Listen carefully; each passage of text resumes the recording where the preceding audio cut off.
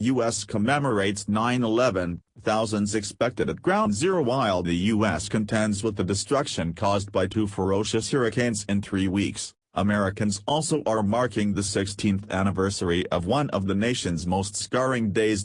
In this Friday, September 8, 2017 photo, the National September 11th Memorial and Museum, bottom, is surrounded by high-rise towers in New York.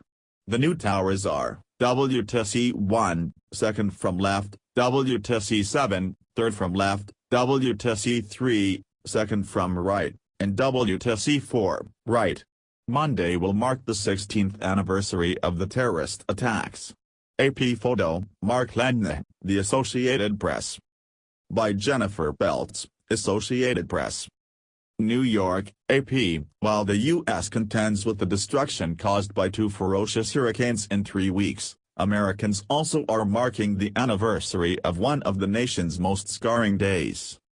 Thousands of 9/11 victims' relatives, survivors, rescuers and others are expected to gather Monday at the World Trade Center to remember the deadliest terror attack on American soil. 16 years later, the quiet rhythms of commemoration have become customs, a recitation of all the names of the dead, moments of silence and tolling bells, and two powerful light beams that shine through the night. Yet each ceremony also takes on personal touches. Over the years, some name readers have added messages ranging from the universal, "The things we think separate us really don't, we're all a part of this one earth," to the personal, "I love you and miss you. Go Packers." Thank you, New York, for continuing to honor the victims of 9/11 and the privilege of reading their names, Judy Bram Murphy added last year. She lost her husband, Brian Joseph Murphy. Nearly 3,000 people died when hijacked planes slammed into the Trade Center, the Pentagon and a field near Shanksville, Pennsylvania, on September 11, 2001, hurling America into a new consciousness of the threat of global terrorism.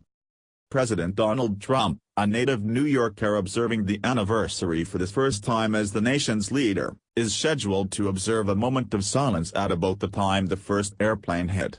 The White House said he is to be joined by First Lady Melania Trump.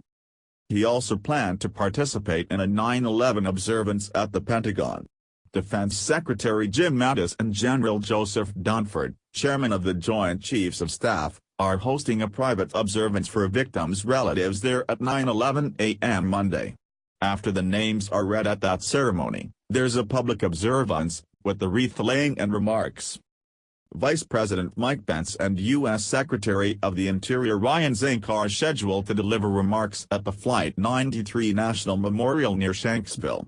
It's on the rural field where one of the airliners crashed after passengers and crew fought to wrest control away from the terrorists who hijacked it and were heading for Washington.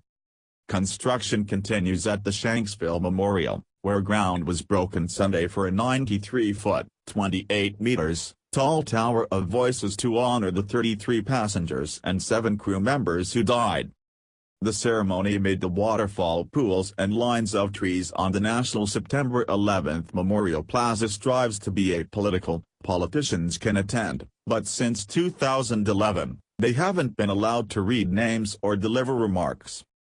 Yet last year's 15th anniversary ceremony became entangled in the narrative of a fractious presidential campaign when Democratic nominee Hillary Clinton left abruptly, stumbled into a van and ultimately revealed she'd been diagnosed days earlier with pneumonia. The episode fed into questions that then-Republican nominee Trump had repeatedly raised about Clinton's stamina and transparency. She took 3 days off to recover, and Trump used footage of her stagger in a campaign ad. Trump has often invoked his memories of 9/11 to highlight his hometown's resilience and responders' bravery. Some of his recollections have raised eyebrows, particularly remarks while talking about Muslims that thousands of people were cheering in Jersey City, New Jersey, as the towers fell. There is no evidence in news archives of mass celebrations by Muslims there. Meanwhile, rebuilding and reimagining continues at Ground Zero. The third of 4 planned office towers is set to open next year, so is a Greek Orthodox church, next to the Trade Center site, that was crushed by the South Tower's collapse. Work toward the $250 million Performing Arts Center continues after a design was unveiled last fall. Most recently, plans were announced this spring to transform a grassy clearing on the Memorial Plaza into a walkway and area dedicated to 9/11 rescue and recovery workers, including those who died of illnesses years after being exposed to smoke, dust and ash at Ground Zero. Copyright 2017 The Associated Press. All rights reserved. This material may not be published, broadcast, rewritten or redistributed.